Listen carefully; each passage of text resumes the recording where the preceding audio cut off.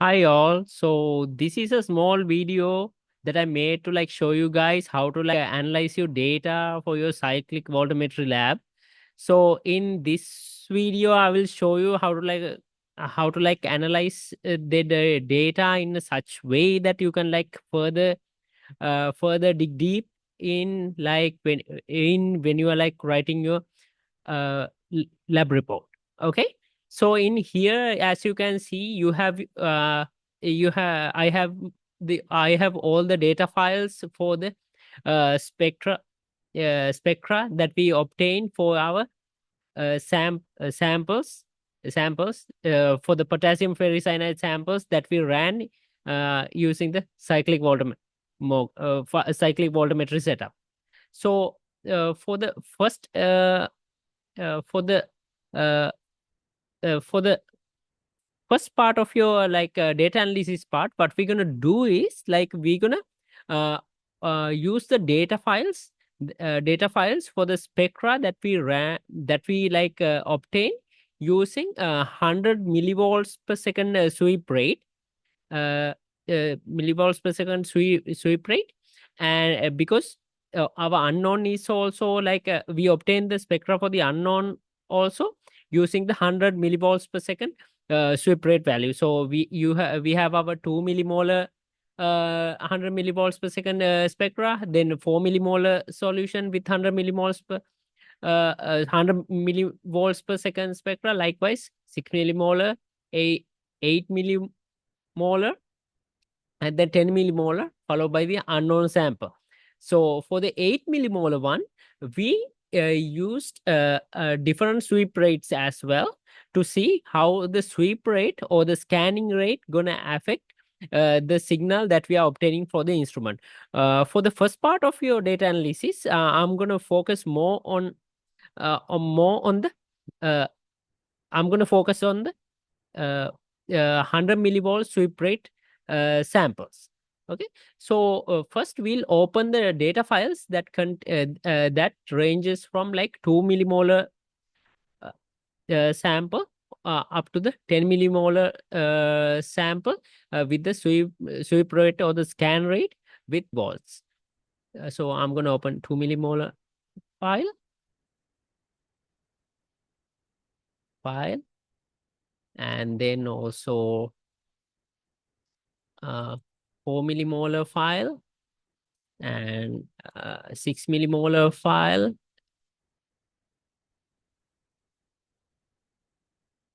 then 8 millimolar at 100 millivolts sweep rate file,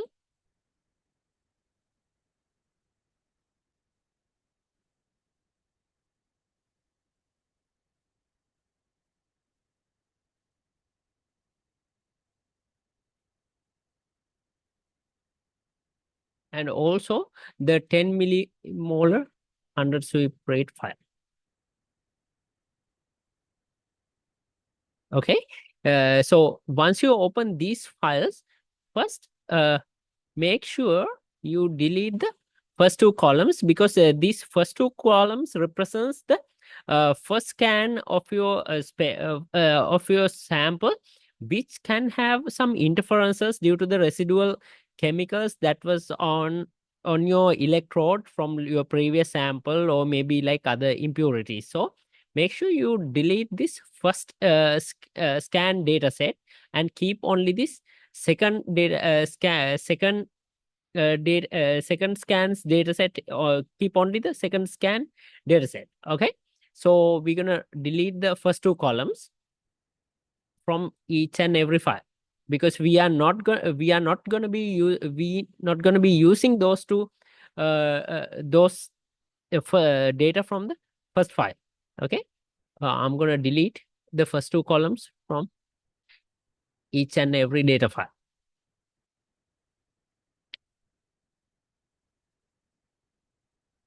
Guys, first two data column files, delete.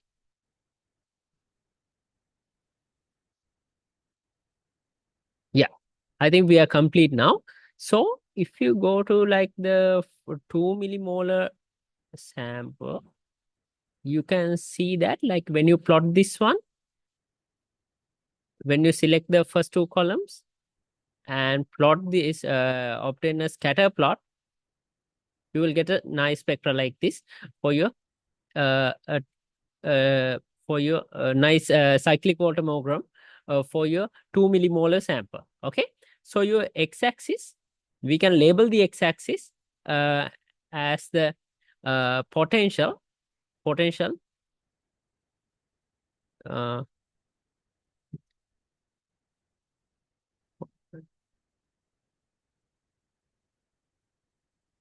that we measured in volts, and the y-axis as the current that we measured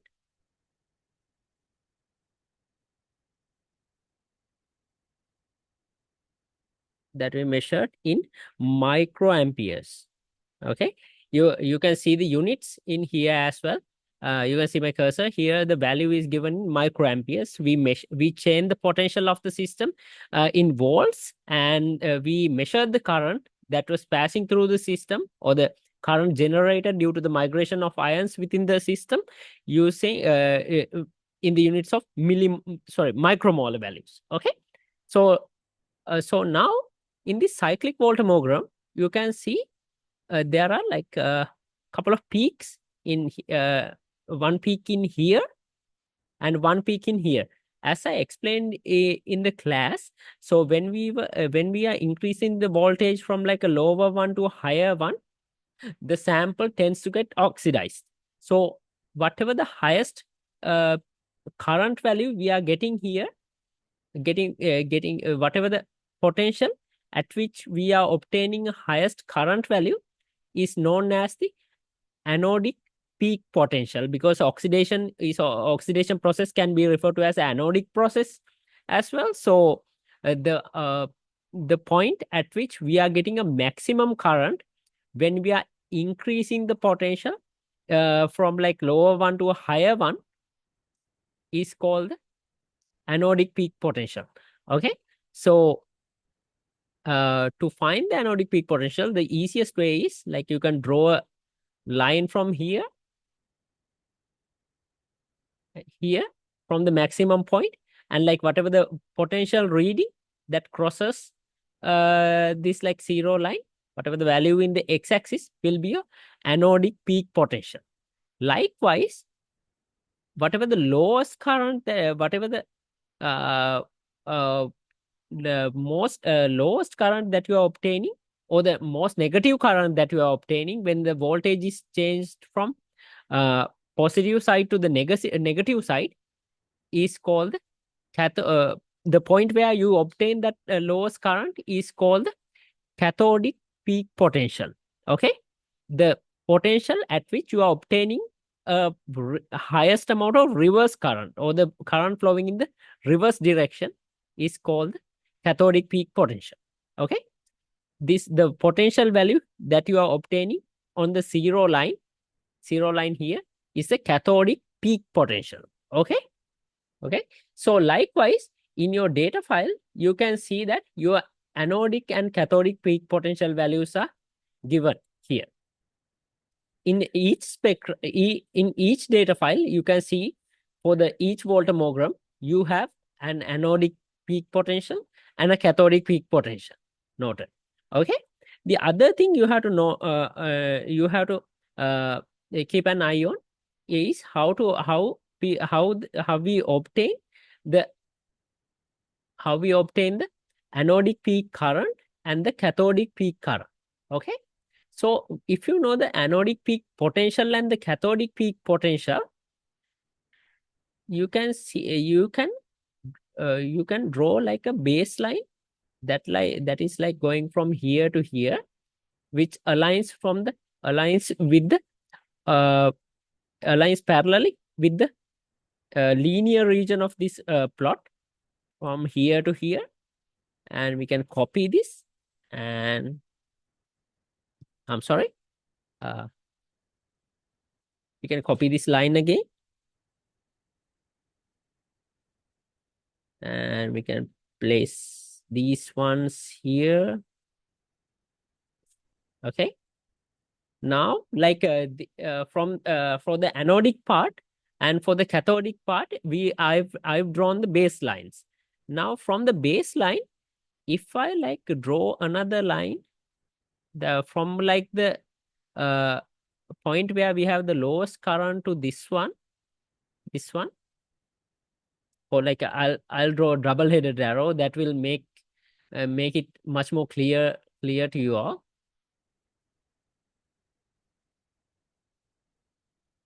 Clear to you all. From the current difference at the maximum position from here to here, and also from maximum position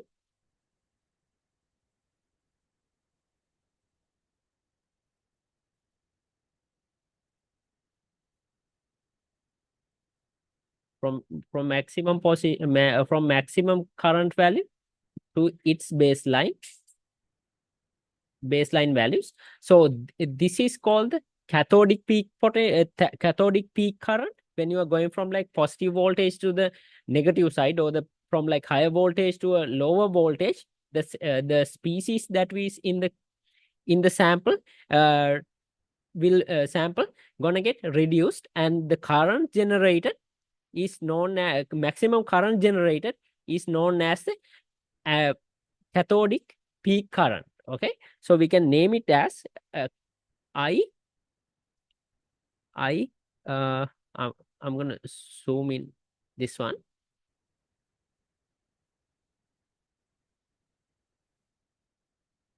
I'm gonna zoom in this one, and sorry, this is called the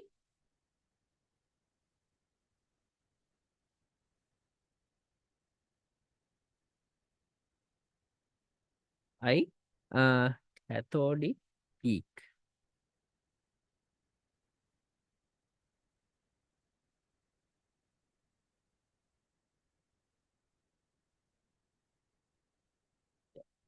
So this is the cathodic peak current, cathodic peak current value, and I'm gonna change the color of this font as well. So I'll put it in red so that you can easily identify.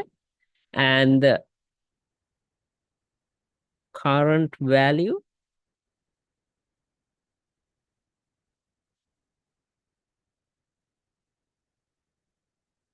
can zoom in this one.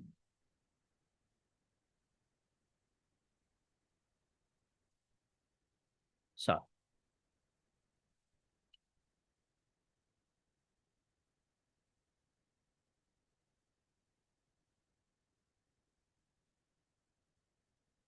yeah, and this value here, the gap between these two, the highest point of current and the baseline value, this is known as uh, uh, anodic peak current. Okay, anodic peak current, anodic peak current value. Okay, I can make these lines red as well. And these are measured not respect to the zero value of the y-axis, but with respect to the baseline of the flat region of the spectrum or the voltammogram that you are getting. Okay, so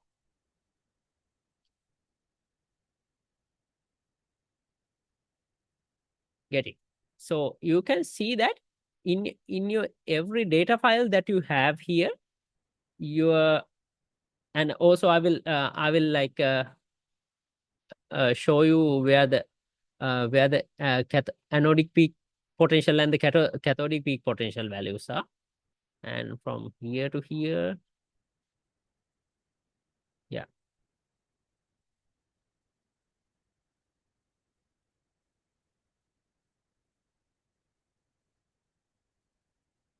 here to here, and also from here to here.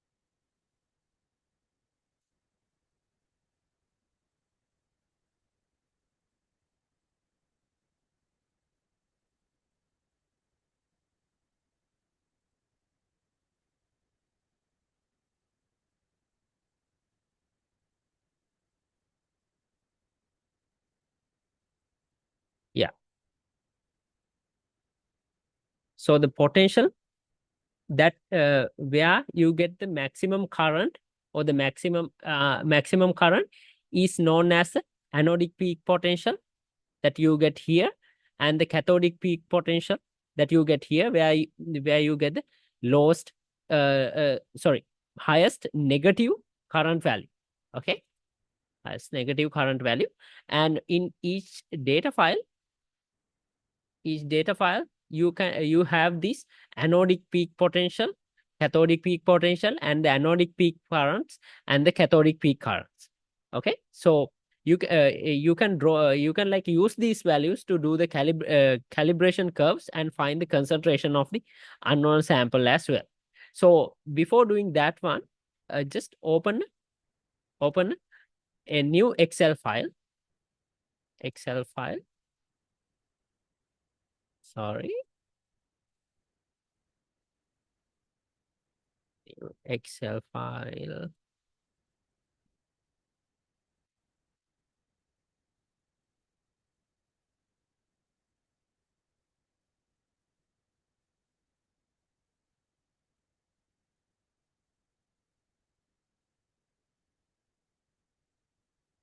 Okay, now once you have a new Excel file, you can start copying all of these data to a one file. So what I'm going to do is I'm going to copy the first two columns of this one to the new Excel file that I opened here. Sorry, I think I copied the wrong one.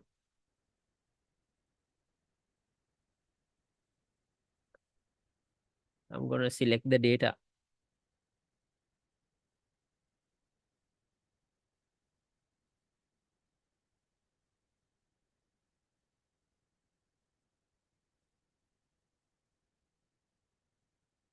Here, copy it from here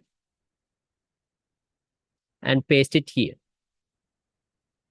So the first column is the applied voltage, and the second column is the measured current in microamperes, and our sample is the 2 millimolar sample. Likewise, in front of the 2 millimolar sample, just paste the 4 millimolar sample, then 6 millimolar sample, 8 millimolar sample, and 10 millimolar samples. Only the current values you need, because the potential value that you applied is like constant for every sample. So let's open the 4 millimolar sample here, 4 millimolar one. Then let's copy this data from this column, copy it, and let's paste it here. Likewise, let's get the data from the 6 millimolar sample, and let's remove these first two columns because we don't need that one. And then copy this one, and then let's go to the 8 millimolar one, copy the second column.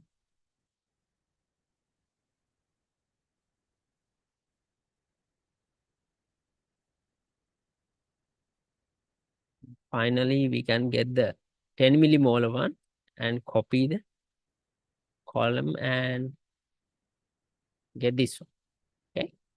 Now in here, I have all the voltammogram values for all the different concentration all the samples with different concentrations. So I'm going to select this data set, and then I'm going to plot it, and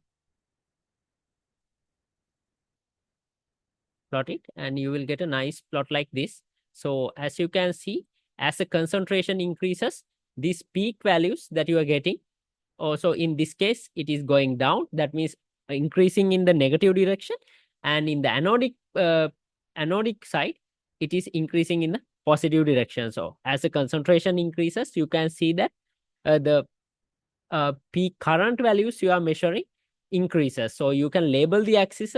So this is for this is a voltammogram for different samples. So our y-axis will be the current that we measure.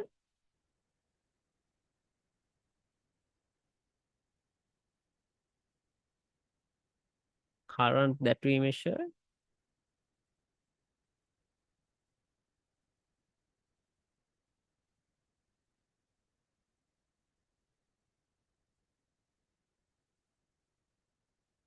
Microamperes.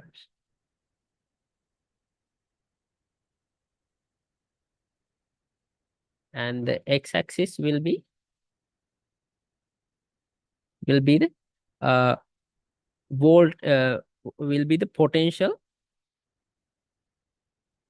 that we measured with volts. Okay, with volts. And this is your first figure. You can copy this one and like paste it on a PowerPoint presentation file, so that you can like use it further when you are like when you guys do the when you guys write the lab report. Okay, so this is our first figure. Second one, what we can do is we can copy the anodic peak potential anodic peak current values from each and every data file. Anodic peak current value, copy, and then we can paste it on our new Excel file.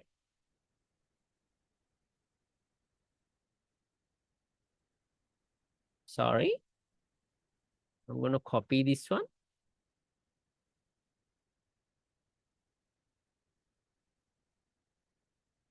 And I'm going to go to the new Excel file that we opened here. I'm going to remove this one for now. And then I'm going to copy the anodic peak potential, peak current value for 2 millimolar sample. Okay. Likewise, I'm going to paste the anodic peak current values for all the different concentrations. 10 millimolar likewise. And then anodic peak potential, anodic peak current value.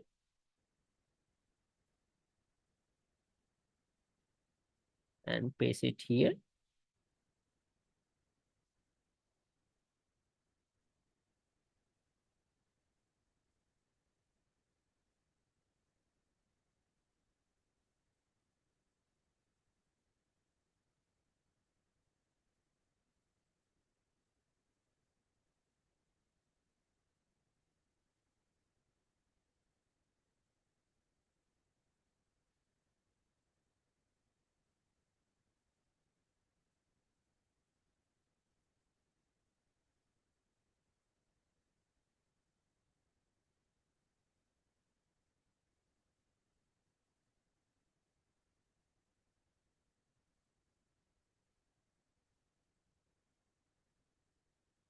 So this is a concentration column.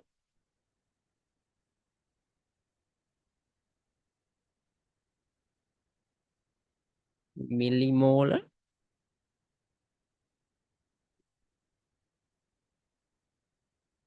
Millimolar values. And this is the anodic peak current, or I will write I P I P I PA, or like IPAP, yeah, whatever the notation, anodic peak current. And I can plot these ones, and I can get a plot like this. And you can see almost every data point that we have here aligns very nicely with the concentration that we obtain that we with the concentration of our sample. So we can write this one sample. So we can write I PA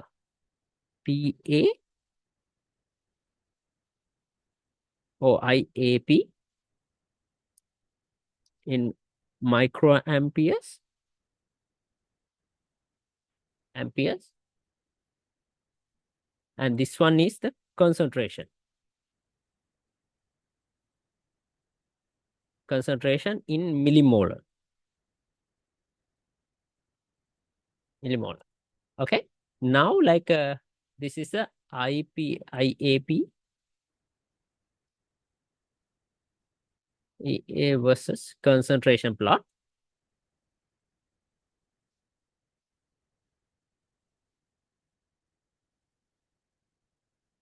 Concentration plot. So you can see that like when you click these ones and include a trend line to this one, this last data point is like out of the linearity. So if you want, you can remove the last data point when you are plotting the calibration curve. Okay.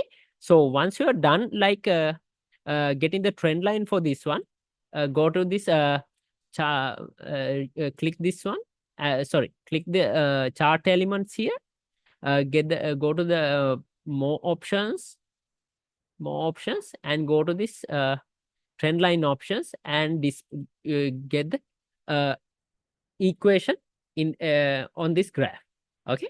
So once you get the equation here, you can see your x values for your equation will be the concentration values, and the y values will be the anodic peak current values. Okay. So now what you can do is you can plug in your unknown samples anodic peak current value here at the y point, and get the concentration value for your unknown sample. Okay. You can, in the similar way like we did for the anodic peak current value, you can use the cathodic peak current values and generate a similar calibration curve using cathodic peak current values. But make sure uh, but sorry, when you are using cathodic peak currents, you can see that your calibration curve will go in the negative way as the concentration increases. Okay. So but you don't have to worry about that one, because like when you plug in the values, you can since the gradient value or the slope is a negative value, it will automatically compensate for the negative value and give you the correct concentration when you use the equation. So use both these like anodic peak current versus concentration plots and a cathodic peak current versus concentration plot when you try to obtain the concentration of your unknown sample. Okay. So once you are done with this step, we can move to the next one. I'm not planning to draw the plot here, but you guys can, I hope you guys understand how to do the plotting. Okay.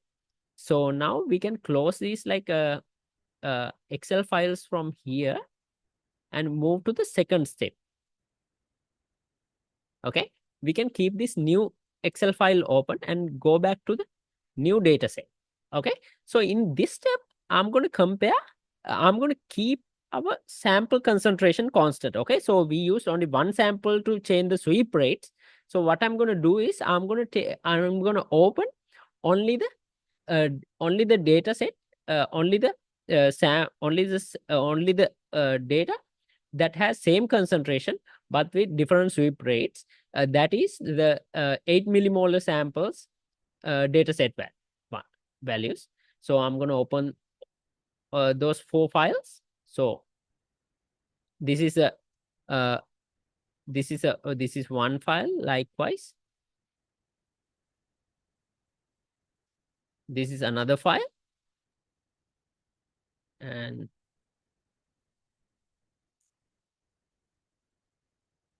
then this is another one.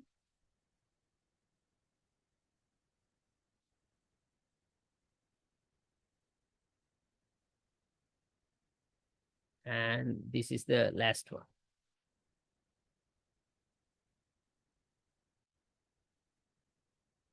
Okay.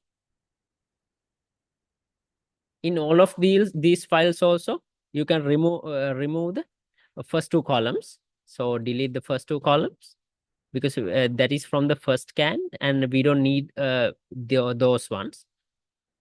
Our anodic peak currents and the cathodic peak currents are also calculated only for the second scan. Okay. So you can remove these ones.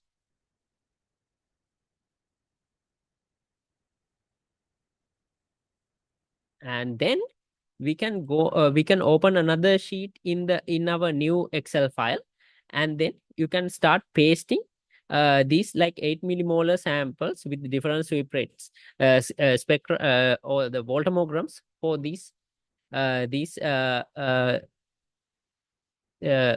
for our sample when we do with different sweep rates. So this is for the uh, 50 micro 50 millivolts per second sample, millivolts per second scan.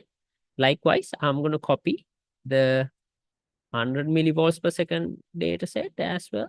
So you can copy the current values.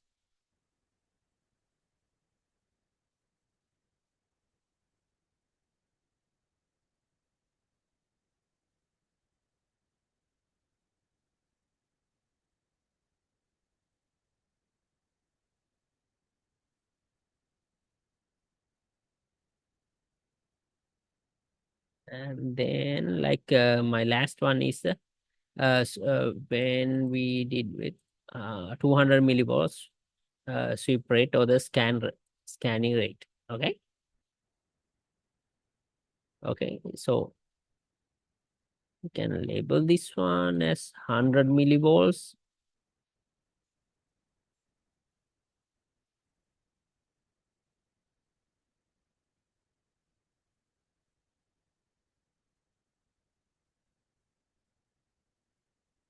This one is 200.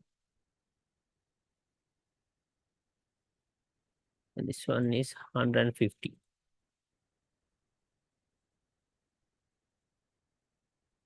150. Now we can like insert a insert a insert a plot for these ones.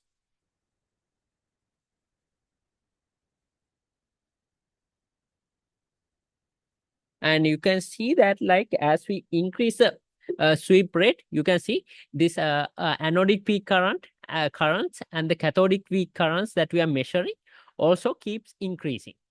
It keeps increasing. And then what you can do is for this one also, you can plot the anodic peak current values. So I'm going to go to the first one and get the anodic peak current for the 50 millivolts scan rate and copy it and paste it here.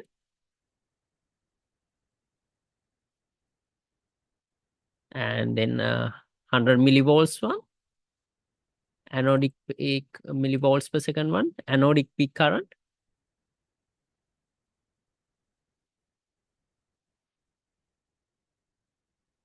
Then for the 150 millivolts per second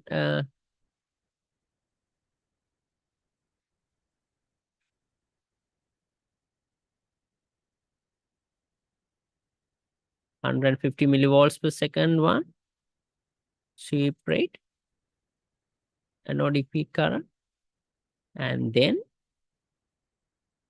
the 200 one. Okay, I'm going to copy this one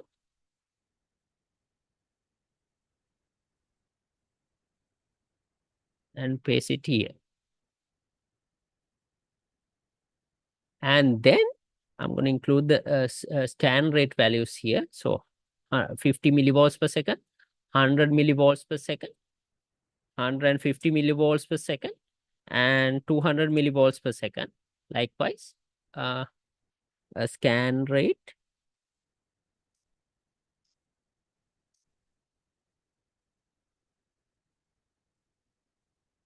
second, and then this one is anodic peak current. Okay, IAP. Oh, in microamperes.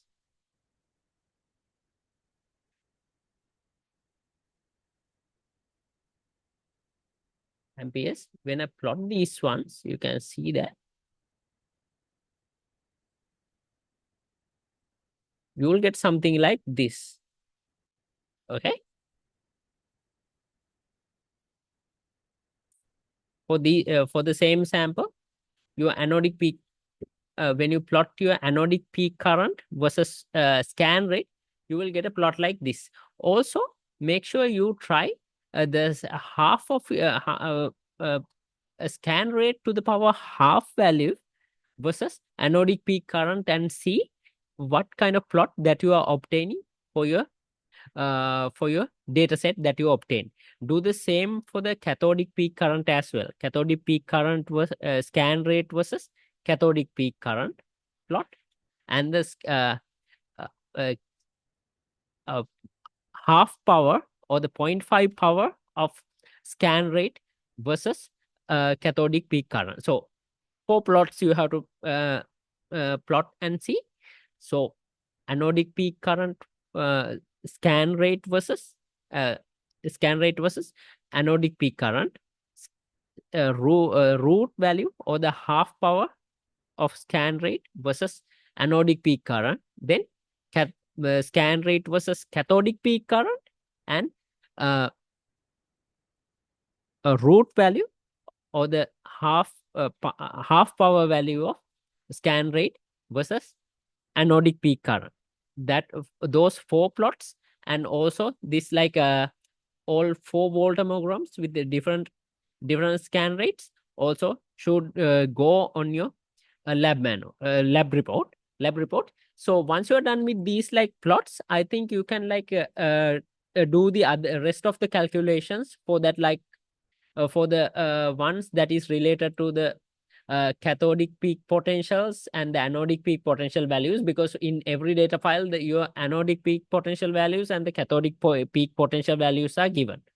Okay, so you can plot all those graphs in like a blank PowerPoint presentation file, and then you can like easily start writing your lab report. So I hope this video help you in like help you when arranging your data for your lab report writing, and also that also you got better understanding how to like deal with voltammogram data set. So like with that said, like I would like to thank you all for like listening to this video, and like I hope you have like a good rest of the day.